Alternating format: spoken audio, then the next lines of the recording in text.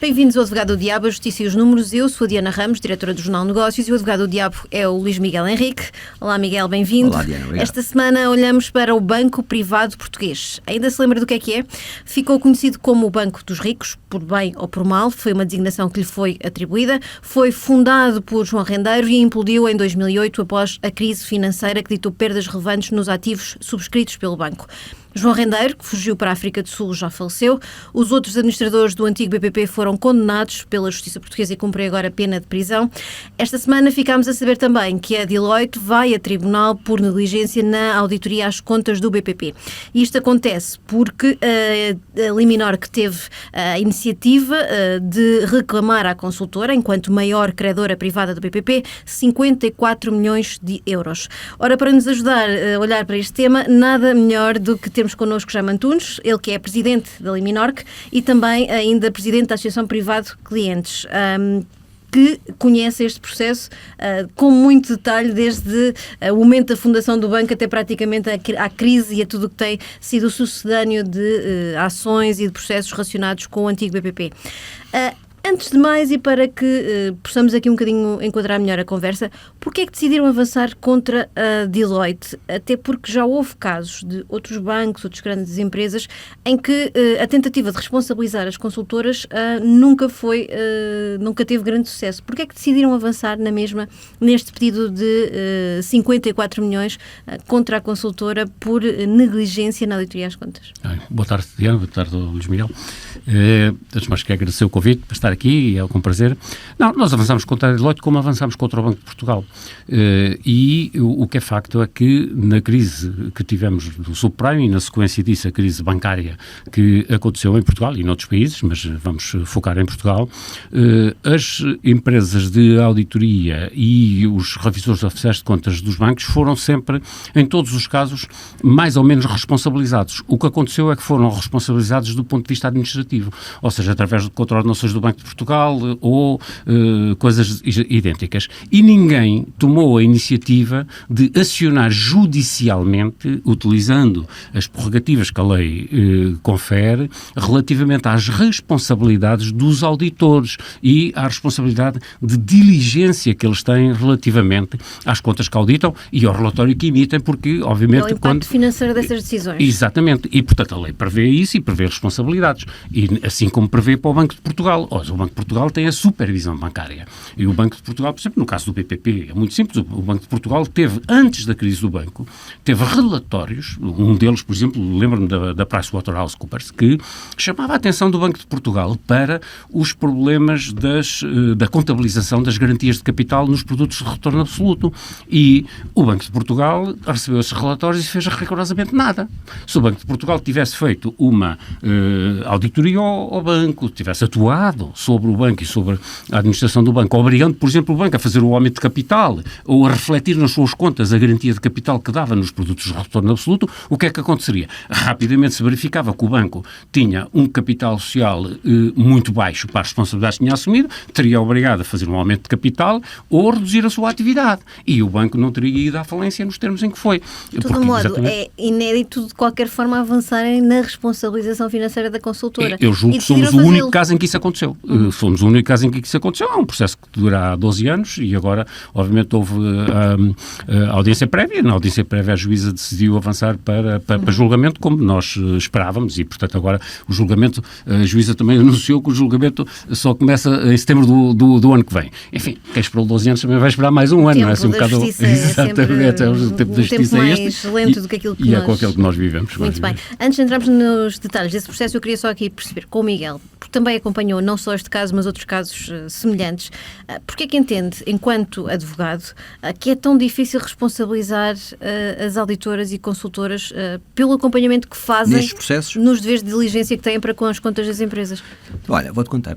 Um bocadinho aqui, como até estava um bocadinho a contar em off, o Banco Privado Português, para mim, o dossiê do Banco Privado Português, para mim, tem uma importância muito grande do ponto de vista da minha carreira profissional. Do ponto de vista, porque naquele momento as coisas acabaram por mudar e crescer de uma determinada forma em relação relação à solução que foi encontrada para os clientes do retorno absoluto, que depois mais tarde me veio a permitir-te trabalhar na solução dos lesados do papel comercial do BES, mas particularmente porque nesse momento eu percebi que o sistema judicial e havia um conjunto de práticas que realmente eram um bocadinho descrentes em relação à forma como de forma mais célere nós podíamos encontrar. Portanto, aquilo que o Jaime está aqui a contar, se calhar nós em determinado momento tínhamos essa noção. Só e para havia quem clientes. não acompanhou e não conhece, o Miguel foi advogado de um conjunto de clientes do BPN, no processo BPN, depois mais tarde... Do BPN estava do outro lado. Do BPN do estava lado da dos administração. arguidos e da administração. Do BPP esteve do lado dos clientes do retorno absoluto. E foi também aqui que fez uma boa parte de acompanhamento deste tipo de processos e deste tipo de casos, até na própria solução que depois foi encontrada para alguns clientes que tiveram perdas com aquilo que era a aplicação dos seus Mas compassos. claramente, nesse momento, havia um conjunto de... Eu sempre encontrei todos os agentes da justiça altamente mal preparados para lidar com este assunto. Não conheciam, desconheciam. Qual assunto? A complexidade. Só para ter ideia, porque nada disto se ensina numa faculdade de Direito, nada disto se ensina no SES. A iniciativa que eu tive quando comecei a lidar com os contratos que o Banco Privado Português fazia foi ir falar com economistas, ir falar com bancários, pessoas que não tinham formação nenhuma em Direito, e explicar-me o que é que isto é. O que é que isto é? O que é que são um conjunto de instrumentos, CDS, CDOs, havia um conjunto de siglas e acrónimos que para eles bancários eram vogais, eram a Y e a U, para nós de direito, e que mesmo que fizesse alguma fusões e aquisições, direito comercial, direito societário, era zero. Portanto, se ninguém tiver tempo, necessidade e vontade em aprender, não há nenhum agente da justiça, procurador, juiz, magistrado, escrivão, polícia judiciária, não havia ninguém. Estamos a falar em 2000, há 15 anos atrás, hoje em dia, fruto de um conjunto de outras circunstâncias. Resumindo, o desconhecimento era tal que eu tinha alguma dificuldade, e continuo a ter alguma dificuldade, em ver o sistema judicial preparado para lidar com a complexidade técnica que estas coisas exigem. E também por isso era mais difícil responsabilizar quem operava do lado de auditar as contas, acompanhar, isso é outra questão. Ter o dever de diligência. Aqui, por exemplo, em relação à responsabilidade, e fazendo agora o papel de advogado, literalmente advogado do diabo, neste caso advogado das auditoras, elas têm muito cuidado. Os disclaimers que fazem, a zona cinzenta onde trabalham... Mas isso também não foi um caminho que se foi ganhando, porque na altura fazer reservas ou notas às contas era quase impossível, era quase perder aquele cliente, perder o trabalho... Mas ninguém fazia isso do ponto de vista comercial, porque o mercado é muito pequeno em Portugal e a importância de ter um conjunto de clientes. Havia ali o interesse comerciais cruzados com interesses, e o Jaime agora vai conversar, mas eu vou só terminar. Porquê? Também, só para dizer uma questão que depois mais tarde podemos explorar aqui. Eu lidei com o Banco de Portugal no Banco Privado Português e lidei depois mais tarde no BES. Toda a gente critica o governador Carlos Costa. Tudo o que ouvi do comportamento do governador Vítor Constâncio, que chegou mais tarde a vice-governador do BCE, é extremamente mais censurável do ponto de vista ético do que aquilo que foi o comportamento do governador Carlos Costa. E isto nunca foi dito e eu nunca percebi como é que uma pessoa com aquela dimensão ética e o trabalho que fez em relação a um conjunto de coisas de forma consciente, voluntária e até quase propositada, em relação a um conjunto de prejuízos que teve um conjunto de cidadãos, como é que essa pessoa consegue subir na carreira e chegar a vice-governador do BCE, foi uma coisa muito estranha sempre para mim.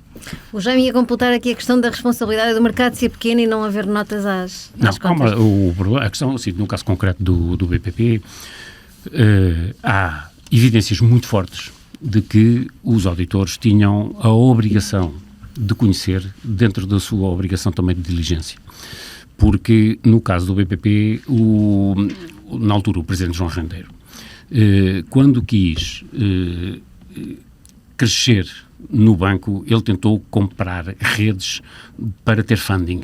Ele chegou a tentar comprar o Banco Borges Irmão, tentou comprar a Sofinloc, que eram redes de captação de depósitos ou parecidos. Para financiamento daquele tipo de instrumentos. Para financiamento das atividades dele. Deixa-me só como aqui falhou essa aquilo compra, que também que era a vossa sustentação no processo contra a Deloitte, que era, teriam o dever de saber da existência das sociedades offshore controladas pelo BPP, alegadamente destinadas a camuflar perdas e imparidades, de ter conhecimento das omissões nas demonstrações financeiras do banco e da Privado Holding, das garantias prestadas, como frisava aqui, aos clientes que aderiram aos tais produtos de retorno absoluto, e também da alegada falsidade nas declarações das certificações de contas de 2005, 2006, 2007. Diana, dou só dois exemplos para perceber que a Deloitte não podia ignorar. Dois exemplos. Um deles, os produtos de retorno absoluto foram publicitados durante 10 anos na revista única do Expresso. Todas as semanas, em página dupla da revista única do Expresso, que era só a revista com maior audiência e mais lida no mercado editorial português, durante 10 anos consecutivos. E onde estava claro que o produto tinha garantia de capital. Posso contar bastante? Só para ajudar isto. Um aspecto, só o segundo aspecto. O BPP pagava os juros dos clientes do retorno absoluto através das contas bancárias das pessoas. Portanto, não havia, ninguém escondia nada. A Deloitte, no seu processo de auditoria, tinha obrigatoriamente que ver a circulação de dinheiro, porque o produto de retorno absoluto era de longe o produto mais importante do banco. E, portanto, se não conhecia a circulação de dinheiro nas contas dos clientes em virtude do pagamento dos juros deste produto, então não havia rigorosamente nada. Miguel, estou-me a recordar, porque há 15 anos, 16 anos para trás, eu estou-me a recordar de duas conversas que eu tive. A primeira reunião que eu tenho no BPP com a gestora de um cliente. E quando olho para os papéis, ele dizia que tinha depósitos a prazo, eu digo à senhora, desculpe, mas isto não são depósitos a prazo. E a resposta que a senhora gestora me dá é, isto são os nossos depósitos a prazo. E a resposta que eu tenho para ela é, eu disse com todo o respeito, isso são os nossos depósitos a prazo. E eu digo assim, minha senhora, peço imensa desculpa, mas isto é como as senhoras, ou está grávida ou não está meio grávido. E eu peço para alguém que conversar comigo para me explicar, não dá. O que eu quero dizer é que um auditor, se tivesse feito esta pergunta, teria tido exatamente uma resposta e teria que fazer mais investigação. Exatamente. Segunda questão. Isso era óbvio. No primeiro dia tive um conjunto de pessoas no escritório e chegou à quarta, quinta cliente para a qual ver a documentação, tinha 50 mil euros. E tal e qual, como é que era aquele estima do Banco dos Ricos, eu perguntei, minha senhora, onde é que está o resto do dinheiro? E ela diz, não tenho. E eu disse, está bem, se não tem agora, já teve. E ela disse, não, este é o dinheiro todo que eu tinha. Eu tinha o dinheiro, 50 mil é o dinheiro todo que eu tenho, da minha vida. Eu tinha 50 mil euros na Caixa Geral de Depósitos, eu passei. Eu, à quinta reunião de quinto cliente, eu saí da minha sala, fui à sala da minha sócia e disse, isto é um esquema de pirâmide. Porque havia, de facto, clientes com muito dinheiro lá aplicado e havia com aqueles que destinaram toda a sua poupança por causa dos retornos e todos os bancos têm clientes com muito dinheiro e clientes com pouco dinheiro. E deixa-me só concluir, porque eu tive esta conversa com o doutor, a primeira reunião que eu tenho na CMVM com o Dr. Carlos Tavares, eu contei isto. Eu disse, se eu ao quinto cliente encontro alguém com 50 mil euros naquela estrutura comercial, não vos faz confusão? Não faz confusão como é que o banco daqueles consegue tirar uma pessoa para pagar 0,1% a mais? Associações religiosas e congregações religiosas também lá explicar aqui, isto para dar razão, no sentido que havia perguntas que não eram feitas e perguntas que obrigatoriamente tinham que ser feitas se tivessem as coisas mais básicas possíveis. Claro. Eu estou a falar das primeiras reuniões, sem investigar documentação, sem ter acesso a extratos, sem ter relações, nada. Só conversar com duas pessoas e receber 2 documentos. O valor médio das aplicações dos clientes do retorno absoluto não chegava a 300 mil euros. Portanto, havia lá pessoas com certeza com alguns milhões de euros, mas depois também havia os de 50 mil euros. E, portanto, aliás, mas eu tenho... A ideia do esquema piramidal foi uma ideia que depois acabou por se instituir. Aquilo não era bem o esquema pirâmide. Quem entrava acabava por pagar os juros de quem vinha, quem estava a receber Não, desculpe, não é isso. O banco fazia o seguinte, cada vez que tinha um volume de dinheiro aplicado pelos clientes, abria uma conta através do BPP Cayman nas Ilhas Virgens Britânicas e criava um veículo específico em que aquele volume de dinheiro era aplicado. E depois aquele veículo, que normalmente eram veículos que andavam ali nos 15 milhões de euros à volta disso, eles não eram todos iguais, e criaram-se cerca de 70 veículos nas Ilhas Virgens Britânicas. E o problema foi quando se chegou lá para se fazer o fundo de investimento imobiliário, para fundir aqueles veículos todos, havia um problema muito grande, que havia uns veículos que eram rentáveis, outros veículos que não eram rentáveis. Esses veículos depois investiam em instrumentos de risco. Esses veículos investiam em instrumentos não de risco, não tanto. Repara o seguinte, aí nesse aspecto temos que... Não é verdade isso. Desculpa, Diana. O que aconteceu foi, para pagar um juro um pouco mais alto do que pagava a concorrência, o João Rendeiro fez uma estratégia um pouco arriscada de aplicar a investimentos de longo prazo. Fundamentalmente, obrigações perpétuas e produtos estruturados. E nos produtos estruturados também tinham prazos relativamente longos. Ora, naquela altura, os produtos de longo prazo pagavam melhores juros do que os de curto prazo. E o que aconteceu foi que, com a crise financeira, os produtos de longo prazo são desvalorizados no seu valor de capital, no seu valor na cotação. E, portanto, e é isso que provoca nas contas do banco aquele buraco que depois, quando aquela empresa de rating faz um parecer e os clientes fazem uma corrida às suas aplicações, o banco obviamente fica incapacitado do ponto de vista de liquidez. Mas a longo prazo e nas maturidades, aqueles produtos funcionaram. Porque repara o seguinte, os produtos estruturados que o banco subscreveu, não houve praticamente defaults. Não houvesse crise e não teria havido problemas. Claro, se não houvesse crise não teria havido problemas. Segundo ponto, mas os produtos estruturados praticamente não houve defaults, o que significa que os emitentes eram de qualidade.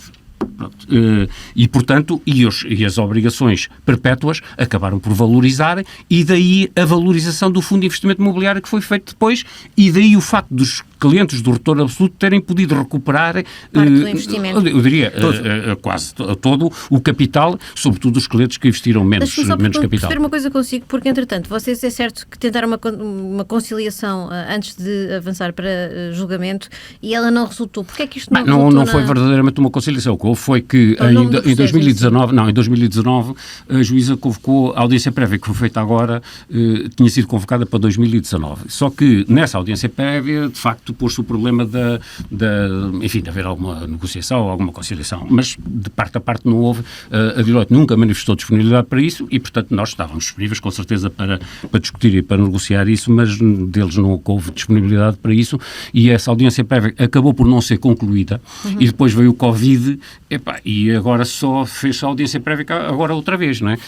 Este processo também atrasou muito porque a Deloitte depois chamou ao processo toda a gente, né, e as seguradoras e os antigos administradores, e quando foi para notificar o Paulo Guichard vivia no Brasil, e a dificuldade muito grande de encontrar o Paulo Guichard para o notificar, e portanto aquilo atrasou um bocado o início, também isso explica um pouco a longevidade deste processo. Agora, há uma coisa que é muito interessante no BPP também, que já agora se me permite só voltar um bocadinho atrás, que é os 450 milhões, a história que o Miguel estava a contar, que é muito interessante, que é como é que aquilo foi aplicado. O Estado, a intervenção do Estado no BPP é uma intervenção, na minha opinião, muito criticável, no sentido em que meteram lá 450 milhões e aquilo que o Conselho de Administração Provisória do Banco fez na altura, logo, foi pegar nesses 450 milhões e pagou a todos os credores estrangeiros, a todos os clientes estrangeiros. Para quê? Para evitar notícias no estrangeiro de falência de banco em Portugal. No fundo, eles compraram o silêncio dos clientes no estrangeiro, pagaram sobretudo a espanhóis, havia basicamente núcleos de clientes na Espanha, na África do Sul e na Venezuela. E eles pagaram a todos. E pagaram a 2 ou 3 institucionais, nomeadamente caixas de crédito agrícola mútuo, que tinham o dinheiro aplicado. E se eles não recebessem aquele dinheiro, podia haver ali um efeito dominó sobre esse tipo de coisas. E então o que é que acontece? Verdadeiramente, os 450 milhões que o Estado meteu no banco, não é? Através do consórcio bancário, foi para pagar e para comprar, digamos, o eventual impacto da falência do banco no estrangeiro e no mercado. O que acontece é que agora, como o Estado ficou como credor garantido, né, o Estado, com o dinheiro da massa insolvente, vai ser ressarcido de todo o dinheiro que lá meteu, e quem paga essa compra e esse pagamento aos clientes estrangeiros são os clientes portugueses. Porque, efetivamente, esses 450 milhões que o Estado lá meteu e que recebe agora, recebe à custa dos clientes portugueses. Portanto, verdadeiramente, quem pagou... Dos que esperaram, do que se escreveram os produtos... E que não vão receber, porque o dinheiro não chega. Porque não chega. O dinheiro que existe na massa insolvente é completamente insuficiente. Você tem uma massa insolvente que tem dívidas de 1.000 milhões, né, e tem 230 milhões de depósitos. Portanto, ou seja, aquilo em que os clientes os credores comuns, né, basicamente, né, poderão aspirar a receber ali 15%, enfim, 15%, se o processo for concluído com alguma rapidez. Porque, repare, com os custos da Comissão Liquidatária ao longo dos tempos já está... Isso é um escândalo. Quando chegarmos à liquidação... Eu queria complementar também aqui uma ideia nesta questão dos 450 milhões e daquilo que é o que os clientes vão de facto receber ou não. Não tinha. Sinceramente, até porque eu, de alguns anos esta parte, eu fechei o trabalho em 2010, esperei 4 anos para que os clientes recebessem tudo e receberam tudo, portanto faz uma década o que de alguma forma o contacto direto que tinha com o processo morreu. Mas concorda com esta lógica de que o Jaime estava a dizer que usou-se o dinheiro na altura? Não tenho dúvidas. Nós na altura desconfiávamos e havia alguns, hoje em dia, com o passar do tempo, digamos, as caixas fortes dos segredos vão se abrindo e isso é algo documentado. Isso que eu ia dizer. Na altura nós tínhamos a informação oficiosa, ela hoje é oficial, portanto é comprovável por quem o desejar e por quem quiser saber de facto. Então vamos a esta questão do tema que foi público também esta semana, das contas relacionadas com o BPP. Isto foram uma notícia publicada pelo Jornal Económico, pela nossa concorrência, mas é só salutar, sublinhar também que o crédito a quem dá as notícias, dos números apresentados pela Comissão Liquidatária. Jaime Antunes, há aqui uma repetição de prejuízos ano após ano, custos anuais que continuam a manter-se na ordem dos 4,5 milhões de euros. E a associação também que preside, que é a Associação Privada de Clientes, contesta estes custos, a existência destes custos e os permanentes prejuízos apresentados pela Comissão Liquidatária. Explique-nos lá um bocadinho porque é que se indigna com isto do dinheiro que está a ser gasto e o resultado efetivo daquilo que é o trabalho da Comissão Liquidatária. Nós indignamos porque a Comissão Liquidatária, para o seu funcionamento, custa cerca de 4 milhões e meio por ano, uns anos um bocadinho mais, uns outros um bocadinho menos, mas em média andamos nesse valor. Se nós fizermos as contas desde 2010 para cá, estamos a falar já de 60 milhões. Ou seja, o funcionamento da Comissão Liquidatária já gastou aos credores cerca de 60 milhões. A continuar assim por este ritmo, quer dizer, os credores, quando chegar ao final do processo, vão ter cada vez menos dinheiro. Os custos da justiça não são importantes. Ora, e a litigância não leva a que esses custos sejam elevados? Não há custos da justiça. Não há custos da justiça porque eles estão isentos de custos. Estão isentos de taxas, não é? Ainda por cima, não é? Estão isentos de taxas. O que eles pagam contratam os escritórios de advogados mais caros. Pois, em Madrid, era isso a que eu me referia. Em Madrid, contratam os escritórios de advogados mais caros. Em Portugal, igual. E temos a situação que é perfeitamente ridícula. Neste momento, a Comissão Liquidatária tem 26 trabalhadores full-time. Portanto, são os 26 trabalhadores que herdou do tempo do BPP, com os salários que vinha de trás do BPP, e nós interrogamos o que é que fazem 26 pessoas full-time, né, na Comissão Liquidatária. Porque os processos, neste momento, gerem processos judiciais, basicamente. Os processos judiciais são contratados a escritórios fora da Comissão Liquidatária. Em outsourcing. Toda a parte administrativa também é feita lá. É feita lá.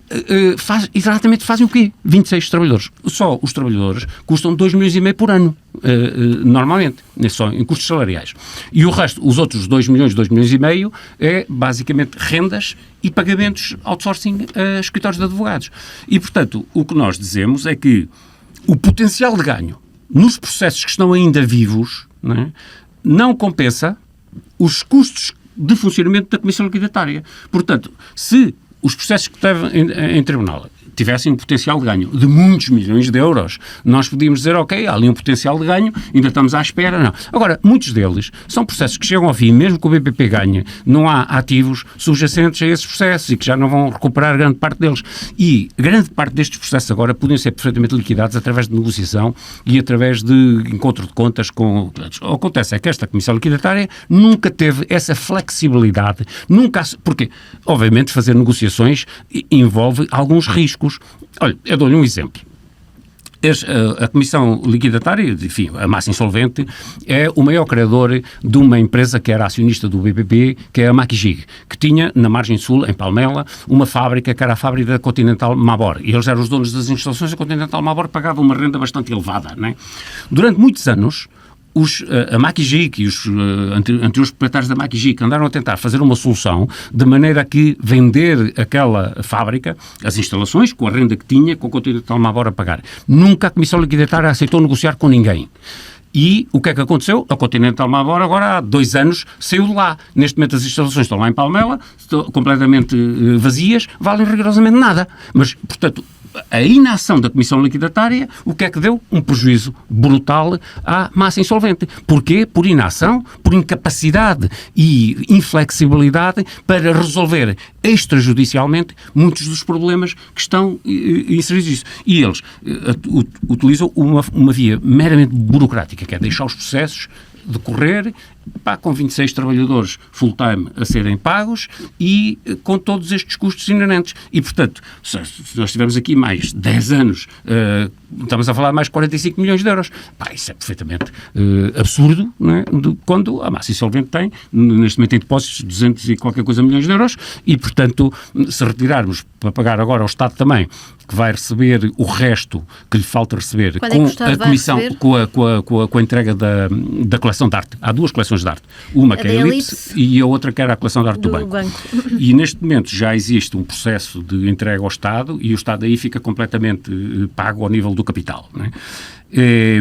Acontece que aí também há um aspecto que é perverso, que é o seguinte: a coleção de arte tem que ser negociada com o Estado, tem que ser avaliada, tem que ser tudo isso. E tem que haver um parecer da Comissão de Credores. Ora, acontece que a Comissão de Credores é presidida por quem? Pela Direção-Geral do Tesouro. Ou seja, o Estado dá parecer ao Estado. E, portanto, temos aqui um conflito de interesses brutal e total.